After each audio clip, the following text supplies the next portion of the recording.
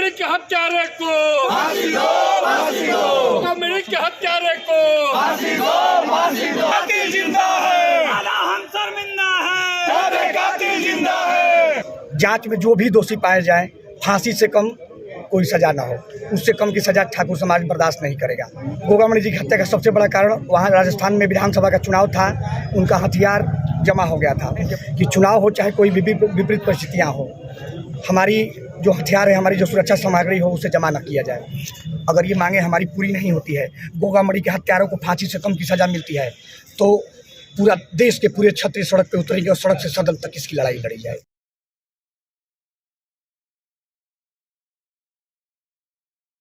खबर बलिया से है, जहां कड़ी सेना के राष्ट्रीय अध्यक्ष सुखदेव के हत्यारों को कठोर सजा दिलाने की मांग को लेकर क्षत्रिय समाज ने जिला अधिकारी के माध्यम से गृह मंत्री को पत्र सौंपकर कठोर सजा की मांग की है।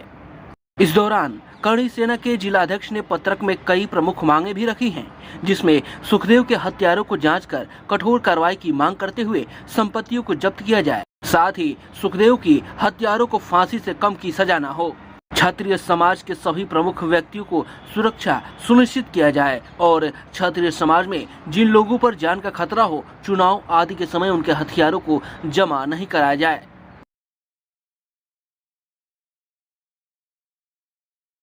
मैं कमलेश सिंह, जिलाध्यक्ष करणी सेना बलिया। आज हम लोग श्री राष्ट्रीय राजपूत करणी सेना के राष्ट्रीय अध्यक्ष सुखदेव सिंह गोगामणि दादा के हत्या के विरोध में यहाँ डीएम साहब से मिलने आए हैं, गृह मंत्री जी को उनके माध्यम से सूचना देने के लिए कि हमारी 5 प्रमुख मांगे थी। उन मांगों को गृह मंत्री जी को सूचना करने के लिए हम लोग यहाँ आए थे। जनपद के कोने कोने से ठाकुर आए हैं बलिया। ये क्या आप लोगों की मांगे हैं उसमें? पहली मांगे तो है कि गोगामणि जी की हत्या के विस्तृत जांच हो, जांच में जो भी दोषी पाए जाएं, फांसी से कम कोई सजा ना हो, उससे कम की सजा ठाकुर समाज बर्दाश्त नहीं करेगा। और दूसरी मांग है कि गोगामणि जी की हत्या का सबसे बड़ा कारण वहाँ राजस्थान में विधानसभा का चुनाव था, उनका हथियार जमा हो गया था, उनके पास हथियार नहीं था। उनके हत्या का सबसे बड़ा कारण यही है। तो मैं सरकार से हमारी ये मांग है कि चुनाव हो चाहे कोई विपरीत परिस्थितियाँ हो, हमारी जो हथियार है, हमारी जो सुरक्षा सामग्री हो, उसे जमा न किया जाए। और तीसरी मांग है हम लोगों की कि ठाकुर समाज के जितने भी नेता हैं, राष्ट्रीय अध्यक्ष, अध्यक्ष, जिला अध्यक्ष हैं, उनको और उनके पूरे परिवार को सुरक्षा प्रदान किया जाए, जो कि गोगामणि के साथ ऐसा नहीं हुआ था। उनको पंजाब पुलिस ने पहले अलर्ट कर दिया था कि इनकी जान का खतरा है, लेकिन उसके बाद भी राजस्थान पुलिस ने, राजस्थान की बेशर्म सरकार ने उनको सुरक्षा नहीं दिया, जिसकी वजह से उनकी हत्या हो गई। ये हमारी प्रमुख मांगे हैं।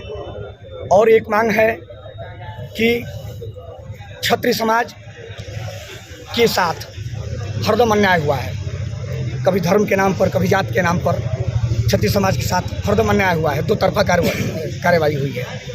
इस देश का दुर्भाग्य है, देश का राष्ट्रपति जब कहता है कि मैं दलित हूँ तो सदन में तालियां बजती हैं, लेकिन वही ठाकुर समाज का कोई नेता ठाकुर कहता है तो उसे जातिवादी कहा जाता है।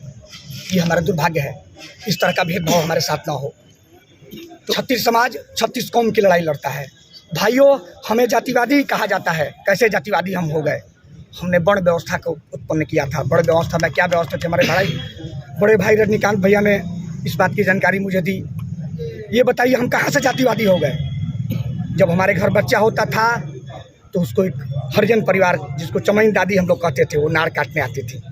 पानी भरने के लिए कमकर समाज को बुलाया जाता था। मिट्टी के बर्तन बनाने के लिए कुम्हार समाज को बुलाया जाता। 36 कौम को 36 काम देने का काम हम लोग किए। और हम जातिवादी हैं? नहीं, हम जातिवादी नहीं हैं, हम हिंदूवादी हैं और इसी का बलि हम चढ़ते हैं। हम राष्ट्रवादी हैं। तो अभी आपने डीएम साहब को पत्र देकर आश्वासन के द्वारा? हाँ, डीएम साहब ने आश्वासन दिया कि गृह मंत्री जी को ये आपका पत्र भेज दिया जाएगा और आपकी प्रमुख मांगे वहाँ रखी जाएंगी। अगर ये मांगे हमारी पूरी नहीं होती है, गोगामणि के हत्यारों को फांसी से कम की सजा मिलती है, तो पूरा देश के पूरे छत्तीस सड़क पे उतरेंगे और सड़क से सदन तक इसकी लड़ाई लड़ेंगे। यूपी 60 न्यूज के लिए बलिया से अमित कुमार की रिपोर्ट।